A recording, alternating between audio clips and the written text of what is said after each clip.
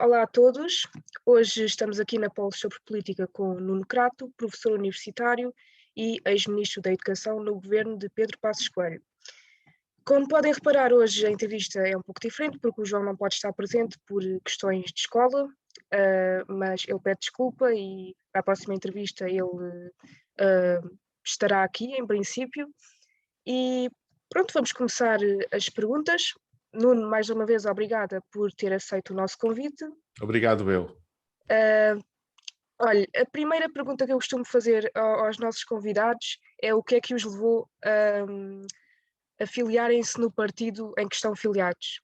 Tendo em conta que o Nuno é independente, a primeira pergunta que lhe vou fazer é porque é que aceitou o desafio de ir para ministro? Muito bem, é uma excelente pergunta.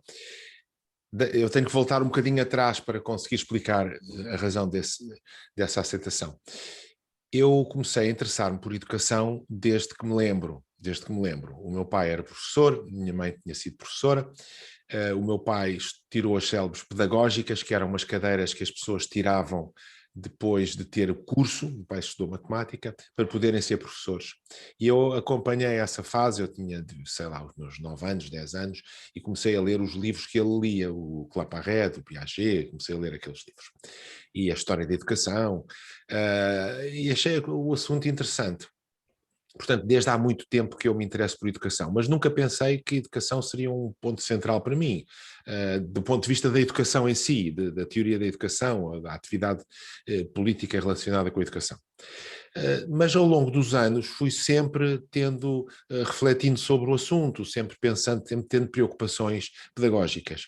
Quando comecei a ser professor, que já foi há muitos anos, quando comecei a ser professor, que foi em 1980, portanto já há muitos anos mesmo, eu recomecei a ter muito vivas em mim essas preocupações pedagógicas. Sempre tive essas preocupações, que as pessoas entendessem o que eu estava a dizer, qual é a melhor maneira de explicar as coisas, será que é melhor explicar primeiro e fazer exercícios depois, será que é melhor fazer exercícios primeiro e explicar depois? Questões que a maioria das pessoas, eu diria que não levantam a si próprias.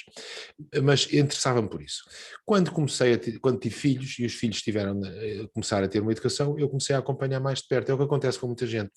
Eu estava nos Estados Unidos, o meu filho entrou na equivalente à primária, o primeiro ciclo, depois passou para o segundo ciclo e eu comecei a ficar surpreendido com uma série de coisas que se passava com a educação dele e dela. Fiquei surpreendido sobre uma série de coisas e comecei a ler muito sobre educação. Muito, muito, muito, muito. Quando regressamos a Portugal, o que foi bastantes anos depois, nós estivemos nos Estados Unidos mais de uma década, quando regressámos a Portugal, eu comecei a olhar para o que se passava à volta em termos de educação. E havia uma série de coisas que eu não percebia. As pessoas diziam que o aluno constrói o seu próprio conhecimento. Eu não percebia o que é que isso queria dizer. O aluno constrói o seu próprio conhecimento. O que é que isso quer dizer? Ou que é preciso a disciplina consentida. O que isto quer dizer, disciplina consentida? E comecei a tentar perceber o que é que estava por trás de um discurso dominante na época, estamos a falar nos anos 2000, 2000 e pouco, um discurso dominante na época que era sobretudo o discurso associado hoje à Ana Benavente, que foi secretária de Estado, e algumas pessoas de algumas escolas superiores de educação, aquilo que eu chamava os teóricos da educação. Eu comecei a tentar perceber o que é que eles diziam. E quanto mais percebia, mais me revoltava. Porque mais entendia, em meu entender, que há um conjunto de coisas que são ditas sobre educação que não fazem sentido nenhum e que não levam a uma boa educação dos jovens. E não só comecei a participar em debates educativos, como comecei a ler mais e a escrever mais. E escrevi vários livros sobre educação.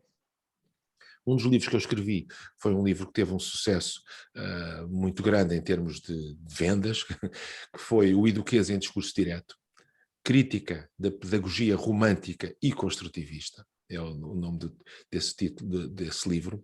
É um livro que vendeu quase 30 mil exemplares, que é uma coisa impensável nos dias de hoje, porque um bom escritor fica contente às vezes quando tem Olha, 3 mil exemplares. eu posso lhe dizer que eu já escrevi um livro, tenho um livro publicado e em termos de vendas realmente é muito complicado. É muito Então complicado. 30 mil é obra. não sabia que tinha um livro publicado, parabéns. É um Mas romance, sim. uau, um Uhum. romance. Olha, Sim, isso é sim. que é a minha grande frustração. Eu adorava ser capaz de escrever um romance, adorava. Como é que se chama o romance? Pode-se dizer? Chama-se O Canto da Via Láctea. Que Está interessante. publicado por uma editora que é a Cordel de Prata. Pronto, em termos de venda, Sim. como eu sou uma escritora nova, não está. Tem vendido alguns livros, mas está muito longe de 30.000, como Mas que me vendeu. interessante. Mas que interessante. E portanto, é um romance É, e tem a ver com alguma coisa de ciência ou não? não, não, é um romance que tem mais a ver com viagens, que eu gosto muito de viajar. Então é a história, basicamente, assim, em termos muito práticos, é a história de uma viagem, porque eu gosto muito de viajar. E comecei a escrever, comecei a perceber que tinha gosto pela escrita e de facto Que interessante. consegui publicar o livro. E pronto, em termos de vendas é que, claro, não está Mas é perto, assim, não nem sequer desista, perto não de 30.000. desista. Sim, pois, claro, Não é isso, não desista. desistir. Não desista. E esses 30.000 têm a ver com o facto de, na altura, ser um assunto que preocupava muitas pessoas. Portanto, havia um grande debate sobre a educação na altura, estamos a falar de 2006. E escrevi outros livros sobre educação nessa altura. E, claramente, eu era uma voz crítica das tendências educativas mais comuns, que são tendências que eu classifico de românticas e construtivistas. Românticas porque são, por duas razões, uma razão, nas duas acessões de romântico no sentido um pouco lunático, e romântico no sentido político-filosófico, ou seja, a ideia da vontade, do eu, de eu consigo, que aparece por oposição ao realismo, que é uma coisa que é muito conhecida na política no século XIX, sobretudo. Bem, romântico nesse sentido, e a crítica da pedagogia romântica e construtivista, porque construtivismo é um nome muito grande, é um nome no qual se enquadram muitas coisas, mas há quem encara o construtivismo como de um ponto de vista radical. E para mim, esse ponto de vista radical, pelo menos como eu classifico no livro e como discuto no livro, são aqueles que acham que tudo tem que ser construído pelo próprio, tudo tem que ser descoberto pelo próprio. Ora, eu achava isto uma coisa completamente absurda, para não ser mais grave, porque eu estou nas Amoreiras e quero ir até Alcântara, e se eu não souber o caminho, eu não quero descobrir por mim próprio o caminho, eu não quero construir o meu próprio conhecimento sobre o caminho, eu Claro, quero que alguém me diga, olha, vá por claro. ali à esquerda e à direita. A mesma coisa se eu tenho um móvel da IKEA, isso é uma coisa que hoje é muito, muito comum, eu não quero descobrir por mim próprio, construir o meu próprio conhecimento sobre como é que aquilo se monta. Eu quero um conjunto de instruções diretas e que me deem a solução. Claro que a educação não é sempre assim, porque a educação é preciso interiorizar, é preciso absorver, transformar. Portanto, desse ponto de vista, o construtivismo é algo que hoje se aceita, que toda a gente aceita, no sentido que a própria pessoa tem que reformular para si próprio, tem que assimilar para si próprio e tem que, dentro de si, conhecer o problema e da sua própria maneira. Quer dizer, não é uma coisa de dizem-me isto e eu decoro e agora vou dizer a mesma coisa. Não, eu preciso de compreender. Mas deste ponto de vista que eu estou a dizer, o construtivismo é uma coisa quase banal, é uma coisa que desde Aristóteles se discute, portanto não é uma coisa assim tão importante. O construtivismo radical eu acho que é um absurdo completo. E as pessoas citam o Piaget e o Ozubel e essas pessoas todas, que em certo sentido, no sentido radical, não eram construtivistas. Portanto, há aqui um absurdo e uma grande ignorância sobre tudo isto. E, portanto, eu intervi muito sobre estes temas, falei muito, escrevi muito, estive em muitos debates de televisão, de rádio, etc. E, a certa altura, há a queda do segundo governo de Sócrates, como se sabe, há eleições, ganha o Pedro Passos Coelho, portanto, numa aliança com o CDS, e ele telefona-me e convida-me para ir para o governo. Foi exatamente assim. Quer dizer, as pessoas tinham-me dito, tu vais ser convidado, não sei o que. Não, ser convidado, isso não faz sentido nenhum. Eu tinha marcado uma viagem a Berlim, porque havia um encontro em Berlim e depois outro na Dinamarca, científico ou técnico, um encontro em que eu iria pertencer, ia representar a Tagus Park, eu na altura trabalhava na Tagus Park, e na universidade, onde fui colocado pela Universidade Técnica de Lisboa, e tinha a viagem marcada, as pessoas, não sei o que, eu marquei a viagem, fui a viagem. Cheguei a Berlim, recebi o telefonema. Recebi o telefonema e fiquei meio... bem, o que é que eu vou dizer agora? Pensei e disse, bem, eu preciso de pensar um pouco. E depois a história foi, depois essencialmente pensei o seguinte, e a minha mulher disse-me isto, eu telefonei-lhe, ela disse,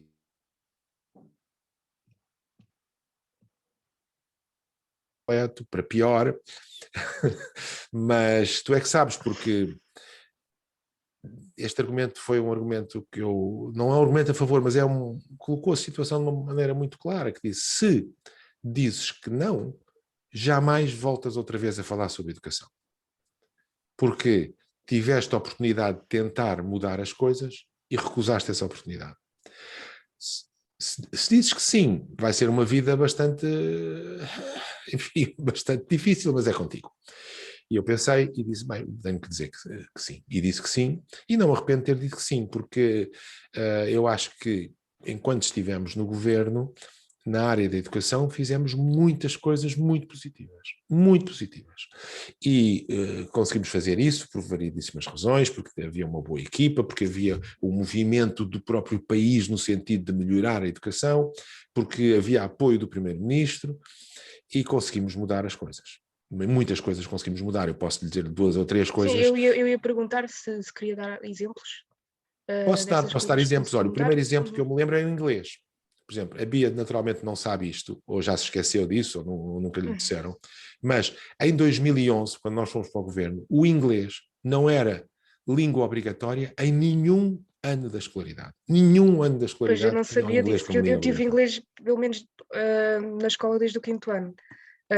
Não sabia disso. Como muita gente tem, como a maioria dos jovens tem. Sim, sim. Mas porquê? Porque é obrigatório uma língua estrangeira. E a maioria dos jovens escolhe, e muito bem, o inglês. Mas não era obrigatório o inglês. Portanto, nem todos os jovens tinham inglês quando estavam na escola. Nem todos. Havia jovens que estudavam espanhol, porque preferiam estudar espanhol, porque estavam na fronteira, porque era mais fácil, porque havia professores de espanhol, e, portanto, esta conjugação de coisas leva a que o inglês, de facto, fosse estudado pela larguíssima maioria dos jovens. Mas não era idioma obrigatório. Mas havia um problema maior ainda, que é nas chamadas AECs, que são as atividades de enriquecimento curricular do primeiro ciclo, que não são obrigatórias, havia em quase todas as AECs, quase todas as escolas, havia o inglês. Portanto, estamos a falar de jovens que têm entre 5 a 10 anos de idade, mais ou menos, e que tinham, depois da escola, alguns complementos de inglês. Cores, aquelas coisas que são normais, cores, letras, o meio de palavras, good morning, good afternoon, etc.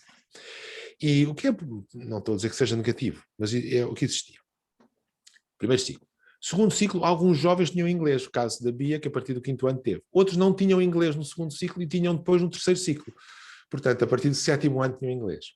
Portanto, as mais diversas coisas podiam acontecer. E quando a pessoa chegava, por exemplo, ao sétimo ano e que prosseguia o inglês, não sei se a Bia prosseguiu o inglês nessa altura, se não... Sim, eu tive inglês do quinto ao 12º, Fantástico. praticamente.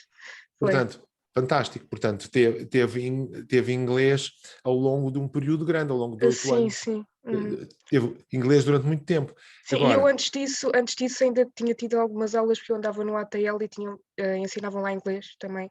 Então eu já ando ótimo, a aprender inglês, já aprendi, mas desde os 6 anos que eu, pronto, tive esse fantástico, contacto. fantástico. Uhum. Mas havia muitos jovens que não. E que quando Sim, entravam sim. no terceiro ciclo, iam aprender pela primeira vez o inglês. Portanto, o inglês do terceiro ciclo, exceto se na escola todos eles tivessem tido o segundo ciclo de inglês, o inglês do terceiro ciclo começava do princípio. Ou seja, não havia um ensino planeado do inglês de uma forma como é necessário no século XXI, como hoje é Sim, de uma necessário. forma linear. Uma forma Sim, consequente, consequência, exato. etc., com Sim. objetivos claros, com um programa claro, com consequência durante uma série de anos. Isso não existia. Não existia. E como resultado, alguns jovens nunca viram inglês na sua escolaridade, outros viram um bocadinho aqui, um bocadinho acolá, e, portanto, enfim, uma falha no inglês. Agora, o inglês, porque é que o inglês é tão importante? Porque o inglês é a língua internacional. Nós podemos pensar o que quisermos. Eu não gosto de inglês, gosto mais de francês, gosto mais de espanhol, gosto mais de português. Está bem, são línguas muito interessantes, todas as línguas são boas, portanto, aprender línguas é fantástico. Eu aconselho sempre todos os jovens, e aproveito de estar aqui agora a conversar com a Bia sobre isto, para lhe dizer a mesma coisa. Aproveite todas as discussões com os jovens para dizer, aprendam o mais cedo possível o máximo número de línguas que puderem aprender, aprendam o melhor Eu possível. posso dizer que eu sei desenrascar-me em 5 línguas. Uau! Então, Uau! Quais são as 5 línguas? é assim, fluentemente é só português e inglês. Agora, consigo desenrascar no sentido de se eu for aos países, consigo falar com os nativos nas línguas deles, ter uma conversa básica em castelhano, espanhol, em Certo? italiano, porque eu fiz um curso de 1 mês, Ótimo. e em francês. Francês já é um bocado mais complicado, mas fui à França, fui à Bélgica, consegui falar em francês, eles compreenderam. Compreender. Claro que não é fluentemente, claro que são conversas assim mais básicas, mas Óbvio, estudo consigo mais desenrascar. francês, estudo mais inglês. Sim, Francês, sim. inglês, Inglês espanhol. Eu eu diria, considero que estou bem. inglês está bem. Então, O olha, francês é minha que. recomendação, espanhol. Nós Sim. portugueses temos a mania que Sim, sabemos falar espanhol espanhol. eu até tenho um amigo espanhol, falo com ele Ah, em espanhol, até desenvolvo um bocado. O então isso é francês é que ótimo já é para mais praticar o complicado. espanhol. Isso é ótimo. Nós temos a mania que sabemos falar espanhol, não sabemos. Assim, não sabemos. Diga a um português que está num hotel que diga amanhã quero o pequeno almoço mais cedo. Como é que se diz? Quer dizer, não estou a Mañana, fazer-lhe um teste. quer que eu diga? Se quiser, não estou a Mañana fazer-lhe um teste. quiero el desayuno más temprano, assim. Perfeito, perfeito. É assim, não Agora, é? pode ter a certeza, Bia, que a maioria dos seus colegas não sabe dizer isso. A parte do temprano Temprano é difícil, o mais eu temprano, só porque as aprendi agora na pessoas... faculdade, Pois está. porque tive espanhol, nunca tinha Que tido bom, espanhol na que vida, só bom. sabia E assim. leia espanhol, leia espanhol. É muito bom ler espanhol, ler uma língua para entender e Eu viver a às vezes língua. leio, sim, sim, eu às vezes faço isso, sim. Eu falo essas 5 línguas que acabou de dizer, tenho uma Uhum. frustração imensa de não ter conseguido aprender alemão, que eu gostaria imenso de ter aprendido Sim, o alemão. alemão também Tentei, nunca meti por esses lados. tentei. Uma grande frustração, gostaria imenso de ter aprendido alemão. Falo essas línguas razoavelmente, leio essas línguas sem dificuldade nenhuma. Eu estou sempre a ler romances nas línguas originais. Agora, há uma coisa fantástica que eu também recomendo a todos, que é o Audible. O Audible são os livros lidos por profissionais, Uhum. na língua que se quiser. É um Não serviço da conhecia. Amazon. É um serviço da Amazon. É fantástico. É um serviço da Amazon em que o livro é lido e alguns livros têm o livro lido e o livro no Kindle, portanto Sim, na sim, na digital, plataforma ou da Amazon. Uhum. digital, sincronizados, o que é fantástico. Uma pessoa vai andar de bicicleta e vai ouvir o livro, suponhamos. Bem, isto não é uma boa ideia, andar de bicicleta e a pessoa ainda bate. Mas vai no autocarro e vai ouvir o livro. Chega à casa, desliga, abre o Kindle e o Kindle está no mesmo sítio onde estava a ouvir o livro. O que é Eu não fantástico. conhecia isso. Isto é fantástico. É Isto é interessante, é fantástico. bastante interessante. Claro que tem alguns custos. A plataforma em si não custa nada. O Audible não custa nada. Uhum. Põe-se no telemóvel, põe-se em qualquer sítio, no computador, põe-se num tablet, qualquer sítio. Não tem esse problema. Depois é preciso comprar alguns livros, mas também não é assim tão caro. Não é assim tão caro.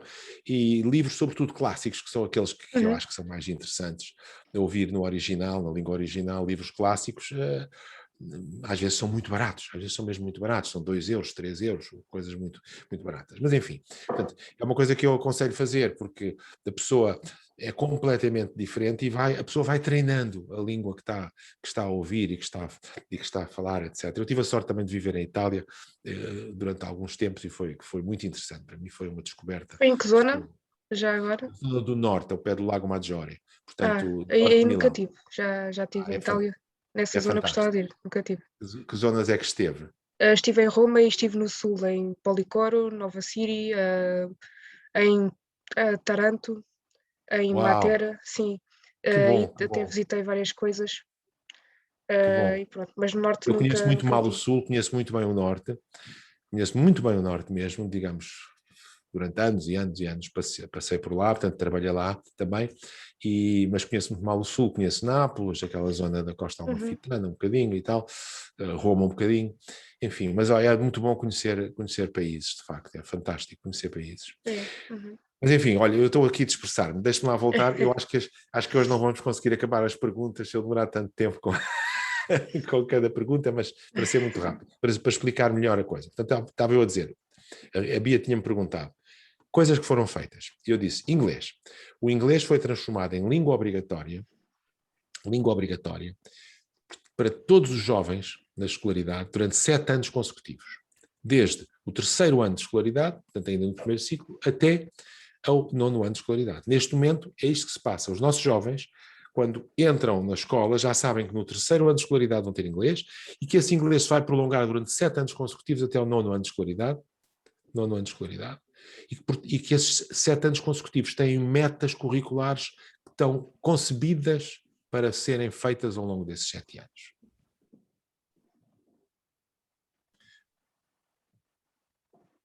De um nível de proficiência em inglês muito superior ao nível que se tinha anteriormente. Então acho que isso foi uma coisa muito positiva. Outra coisa muito positiva que nós fizemos foi o aumento da escolaridade obrigatória, que estava na intenção da lei, mas que nós pusemos em prática. Portanto, nós pusemos em prática. Diga, era até ao 9º ano de escolaridade. Era até ao 9º ano de escolaridade. E a partir de entre 2012 e 2015, nós transformámos a escolaridade obrigatória aumentando 3 anos. E foi uma coisa que decorreu maravilhosamente. Ninguém sequer reparou. Toda a gente dizia, vai ser o caos, porque não há escolas, não há professores, não há instalações, não há sítio para pôr as turmas. Não, correu tudo de uma maneira fantástica, com grande tranquilidade. E neste momento nós temos 12 anos de escolaridade, o que é bom. Portanto, olha, eu acho que isto já são 2 coisas muito boas que nós fizemos. Agora, essencialmente o que nós fizemos, que eu acho que foi bom, foi melhorar o ensino daquilo que é fundamental do ensino, que é os conhecimentos dos estudantes, os conhecimentos e as capacidades que se desenvolvem nos estudantes. Eu acho que isso foi fantástico. 2015, a maioria das pessoas não tem ideia disto, mas 2015 foi o ano, portanto, o ano em que nós terminámos o governo, o ano em que os nossos jovens, nos estudos internacionais comparativos, obtiveram os melhores resultados de sempre. Portanto, em 2015, no PISA, o PISA é o estudo mais conhecido que existe sobre isso, os nossos jovens obtiveram os melhores resultados até hoje. No TIMSS, o TIMSS é o Trends in International Mathematics and Sciences Studies, no TIMSS, os nossos jovens obtiveram os nossos melhores resultados de sempre, passando à frente da Finlândia. Atenção, que os europeus acham que a Finlândia é o suprassumo, eu não acho. Eu estava a pensar nisso, que a Finlândia era o sistema educativo que é muito apreciado. É muito apreciado porque já foi bom. Já foi bom. Não é? E está a piorar todos os anos. Eu ia lhe perguntar sobre isso mais a seguir. Muito com os bem. outros modelos educativos. Quer que eu responda já ou respondo mais a seguir? Sim, eu ia lhe perguntar, pronto, se existe algum conjunto de países ou um país que, então eu diria, cujo sistema educativo penso que é um modelo a seguir. E já agora, se quiser falar porque é que na Finlândia não é assim tão exemplar, digamos. Com certeza. A Finlândia até 2006 teve resultados extraordinários nas comparações internacionais. A partir de 2006 tem vindo a decair todos os anos. Todos os anos em que é feito um estudo, seja o TIMSS, seja o PISA, todos os anos a Finlândia está pior. Porquê? Porque a Finlândia mudou o sistema educativo, mudou os objetivos educativos e passou, em vez de ter um currículo estruturado e ambicioso e bem avaliado, passou a ter um currículo pouco estruturado, mal avaliado e pouco ambicioso. E a Finlândia incorreu naquilo a que eu chamo eduquês, que é o romantismo e construtivismo em educação, que é, em vez de pensar em disciplinas, currículo, o que é que se transmite, o que é que se vai saber, o que é que os nossos jovens vão dominar, em vez de pensar nestes termos, o que é que vão entender, vão dominar, como é que vão ser melhores, a Finlândia começou a pensar, vamos fazer aprendizagem pela descoberta, vamos fazer a aprendizagem pouco estruturada, em vez de disciplinas vamos ter colaboração entre disciplinas, vamos ter multidisciplinaridade, etc. A partir desse momento a Finlândia tem vindo a decair. Portugal veio a subir até 2015, em 2015 obtivemos os melhores resultados de sempre, passámos à frente da Finlândia no TIMSS, 4º ano de escolaridade em matemática, e foi assim. Agora, de 2015 para cá, temos vindo outra vez a decair, porque fizemos outra vez aquilo que a Finlândia começou a fazer em 2006, que é começar a ser menos ambicioso, começar a dizer não, nós não podemos estar a avaliar de forma rigorosa porque isso prejudica os que têm mais dificuldades, nós temos de abrir lugar a todos, os exames são uma coisa a evitar, as disciplinas estruturadas não é bem assim, é preciso flexibilidade curricular e é preciso que cada um descubra o seu próprio conhecimento, enfim, é a receita do desastre. Portanto, a receita da Finlândia para o desastre foi a partir de 2006. A nossa receita está a partir de 2016, 10 anos mais tarde. Enfim, podíamos falar sobre isto muito, eu não gostaria de estar aqui muito há tempo. algum país ou algum conjunto de países cujo modelo educativo, o Nuno, acho que é exemplar e que Portugal devia seguir? É muito difícil dizer isso porque cada país é o seu país, cada país tem o seu Exato, modelo. sim, Há sim. muitos modelos que chegam aos mesmos resultados. Naquilo que eu destaco como importante, que é o currículo e que é a aprendizagem, que eu acho que é para isso que a escola existe, currículo e aprendizagem, para que os nossos jovens saiam da escola mais bem conhecedores e mais bem preparados. Nisso, eu acho que há um conjunto de países que são muito bons. Singapura, acima de todos. Os países asiáticos são É o meu aqueles... destino de sonho, Singapura. É o destino de sonho. É, gostava Eu não muito de sei ir se lá. como país gostaria de viver lá. Eu estive lá 2 ou 3 Eu vezes. gostava de ir lá visitar, como viver Visitar também, é muito também não interessante. sei, mas visitar gostava muito. Sim. Eles dizem que é a Suíça da Ásia. É um país muito interessante desse ponto de Sim. vista, porque é muito limpinho, tudo muito organizado. Parece que estamos na Suíça. Mas vale a pena. Mas do ponto de vista educativo, evidentemente, a Singapura é um país extremamente avançado e que funciona muito bem, mas outros, a Coreia do Sul, e na Europa, que é mais perto de nós e que nós entendemos melhor, a Estónia. A Estónia Sim, a funciona muito bem. A Estónia tem-se Estónia, ouvido falar, até deu uma reportagem aí uma vez, a falar do modelo educativo. e muito bem. Agora, não acreditem no que é dito.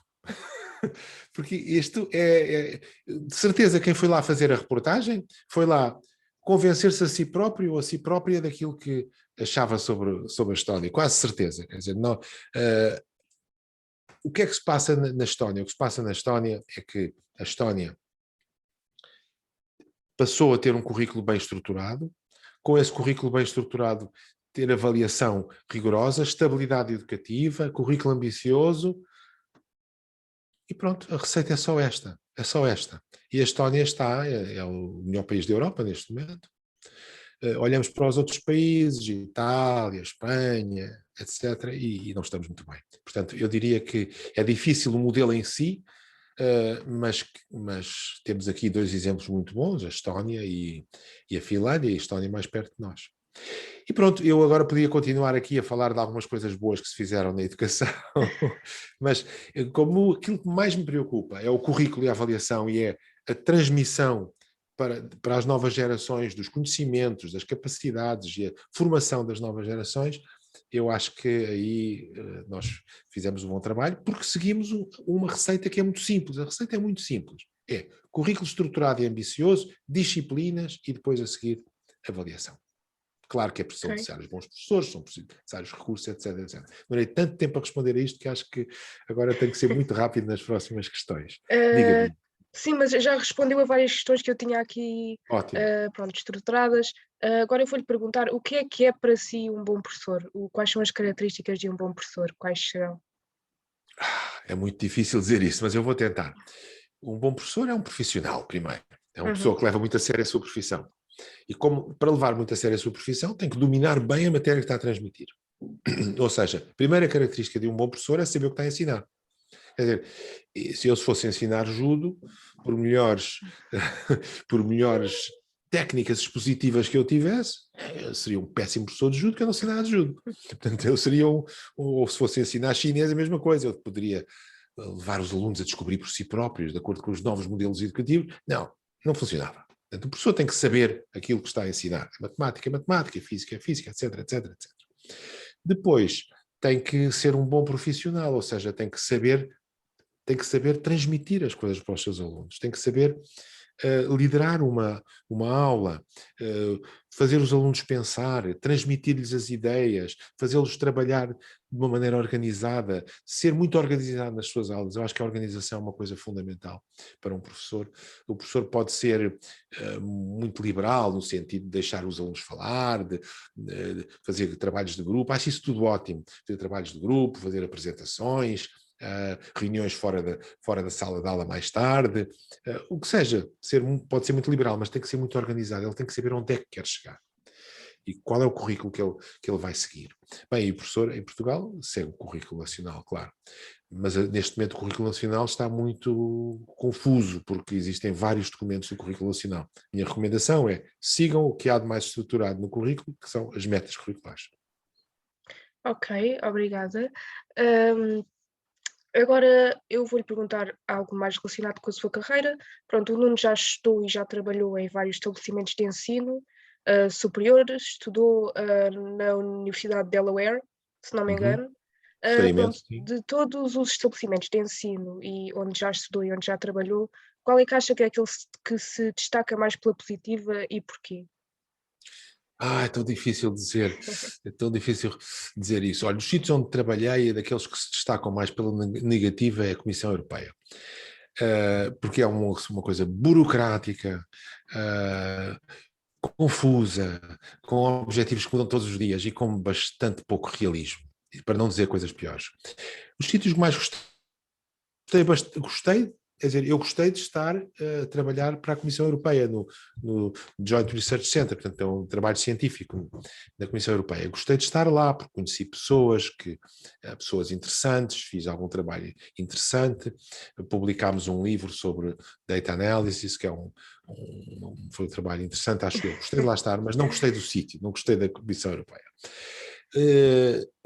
Gostei muito de Delaware, onde eu estudei e que me abriu completamente as portas. Portanto, eu acho que a descoberta dos Estados Unidos foi uma das grandes descobertas da minha vida, porque nós todos aqui na Europa em geral e em Portugal também, em Portugal talvez em particular, temos a ideia que os Estados Unidos, que eles são brutos, que são estúpidos, que são salões, que são Eu gostava cowboys, de ir para lá estudar. Quando Olha, acabar a licenciatura, gostava de eu ir para acho lá que faria estudar. muito bem, eu acho que faria Sim, muito bem, Bia, porque de facto é um país muito organizado, é um país muito avançado, as universidades são as melhores do mundo, ninguém duvida disso, exato. Uhum. os chineses estão a tentar, os europeus têm 2 ou 3 no topo, Cambridge, Oxford e pouco mais, não é? É um sítio fantástico. Portanto, gostei imenso de lá estar. Depois gosto imenso de estar no ISEG. O ISEG foi o sítio onde eu fiz a minha licenciatura, e gosto imenso de lá estar. Gosto imenso de lá estar, gosto imenso dos alunos, gosto muito dos colegas. Eu tenho estado e não estado, porque eu saí muitas vezes. Portanto, eu primeiro estive, depois fui fazer doutoramento, depois voltei, depois fui para o Tagus Park, depois mantive-me sempre no ISEG. Depois estive no governo, agora estou de novo no ISEG, gosto imenso de lá estar, acho que é um ótimo ambiente, acho que os alunos gostam, e acho que os professores estão genuinamente preocupados com os alunos. Já. Acho que todos eles dizem isso, todos eles dizem que gostamos de estar aqui porque nós aqui vemos que os professores se preocupam connosco, talvez noutras escolas não seja exatamente assim. Ok, Portanto, obrigada. Passando agora para aqui para outros dois temas que disse que gostaria de falar. O Nuno acha que em Portugal há uma desvalorização tanto da parte do governo como da parte da sociedade, da cultura e da ciência, digamos assim, do conhecimento? eu julgo que sim, que existe, todos nós nos queixamos disso. Acho que algumas orientações educativas têm sido muito culpadas disso acontecer. Porque esta ideia de que o aluno vai descobrir o seu conhecimento, o conhecimento não interessa bem, as disciplinas não interessam bem, o que interessa é o trabalho coletivo, o sentido crítico, todas estas ideias são ideias que desvalorizam o conhecimento. E, portanto, a desvalorização do conhecimento, seja o conhecimento científico, seja o conhecimento, ou seja a atividade artística e o conhecimento artístico, são desvalorizados à partida quando se começa a dizer que isso não é tão importante. Eu lembro uma vez, eu estava numa aula e estava a falar não sei o quê, e disse, isso de Euclides, sabe-se desde Euclides, século III antes de Cristo, fiquei assim a pensar nisso, não, estou a dizer mal, e há um aluno que na primeira coisa que diz, eu quero lá saber. Eu fiquei bastante revoltado e disse ao aluno, olha, desculpe, não Isso quero saber. numa aula universitária Uma aula universitária, não quero saber, acho que é muito triste não querer saber. é muito preocupante, eu É acho. muito preocupante, porque nós devemos ter uma ideia da história, e da história também uma ideia dos séculos e das datas. Eu não preciso saber exatamente em que dia do ano é que foi a Batalha de Waterloo, mas tenho que ter uma ideia mais ou menos da data. Não posso pensar que foi em 1700 ou que foi no ano 2000. Eu não posso pensar, como eu ouvi no outro dia uma pessoa de educação dizer que, enfim, nem vou entrar por aí. Há de facto essa desvalorização, que é generalizada, mas enfim, mas nós estamos muito melhor do que estávamos, portanto eu também não queria ser muito negativo em relação a isso, estamos muito melhor do que estávamos, nomeadamente em relação à ciência. Eu lembro-me que nos anos 2000, no princípio dos anos 2000, uma das grandes batalhas que eu tinha e que alguns colegas meus, alguns amigos meus, como é o Henrique Leitão, como é o Jorge Buesco, que são divulgadores científicos e que são estudiosos, o Henrique Leitão é professor de História da Ciência, o Jorge Buesco é matemático e é um divulgador científico extraordinário, e outras pessoas, nós estávamos muito, Jorge Dias de Deus, etc., nós estávamos muito preocupados com um facto que é, a ciência, o conhecimento científico em Portugal não é valorizado. Não era valorizado tanto como era a cultura. E nós dizíamos, mas o que é isto? Há uma guerra num país qualquer e convidam para ir falar um historiador. Bem, está bem, um historiador. Depois há uma epidemia num país qualquer e convidam para ir falar um escritor. Mas e porquê é que não convidam um médico, um epidemiologista, um cientista, um matemático, um físico? Porquê é que os temas da atualidade, que são temas de cultura, mas são temas que têm uma relação muito estreita com a ciência, porquê é que não convidam os cientistas? Quer dizer, a ciência em Portugal estava num papel muito secundário. E havia pessoas que diziam, não, isso não interessa, o que interessa é o conhecimento social e tal, e a cultura, a chamada cultura literária, a cultura social. Eu julgo que nós evoluímos muito nesse aspecto e hoje em dia os cientistas são muito mais ouvidos, são muito mais chamados, há muito mais atenção pela E ciência. agora com o Covid até têm E chamado agora? epidemiologistas, Exatamente, exatamente, virologistas, etc. exatamente. Sim, Se fosse aqui há 15 anos, se calhar chamavam os escritores para falar disso, o tema, e não tanto. Enfim, acho que se progrediu. sim. Agora pronto, agora falei aqui da pandemia, a próxima pergunta é sobre isso. Quais são os principais desafios, na sua opinião, que a educação, a cultura e a ciência enfrentam em tempos de pandemia? Oh, meu Deus, é muito difícil responder, mas há uma coisa importantíssima que se sabe, é que há meio de coisas importantíssimas que se sabem. Primeiro, a educação, a pandemia foi péssima, porque os nossos jovens não progrediram da mesma maneira que teriam progredido se não houvesse pandemia. E eu acho que isto também é um facto triste, mas que mostra outras coisas tristes que estão na cabeça de alguns ideólogos românticos da educação. Porque durante décadas, e ainda hoje se ouve dizer que o futuro são os computadores e que é preciso ao aluno construir o seu próprio conhecimento através da sua pesquisa da internet e da sua pesquisa, e que isso é que é o ensino do futuro. Nós vimos perfeitamente que isso não é o ensino do futuro. O ensino do futuro é uma sala de aula, um professor e todas as outras coisas também. Também a internet, com certeza, também computadores, com certeza, mas a sala de aula como local, aquilo que no fundo existe desde os gregos, que é aqueles locais onde as pessoas conversavam, discutiam, aprendiam, isso é fundamental. Depois, evidentemente, na cultura, a cultura sofreu imenso, porque os museus fechados durante tanto tempo, as pessoas com medo de ir aos museus, com medo de ir ao teatro, com medo de ir ao cinema, tudo isso sofreu imenso. Ok, olha, agora vamos passar para a última pergunta, que eu também faço a todos os Bem, entrevistados. O que é que mais gosta no seu trabalho, professor universitário? o que mais gosto é o contacto com os jovens e é ver os jovens crescer. É o que eu mais gosto. Ok, então terminamos a entrevista por aqui. Mais uma vez, obrigada por estar Obrigado, eu. aqui. Mais uma vez, o João também pede desculpa por não poder estar presente. Uh, e foi uma conversa bastante interessante. Espero que tenham gostado também quem estiver a ver o vídeo. E bom dia.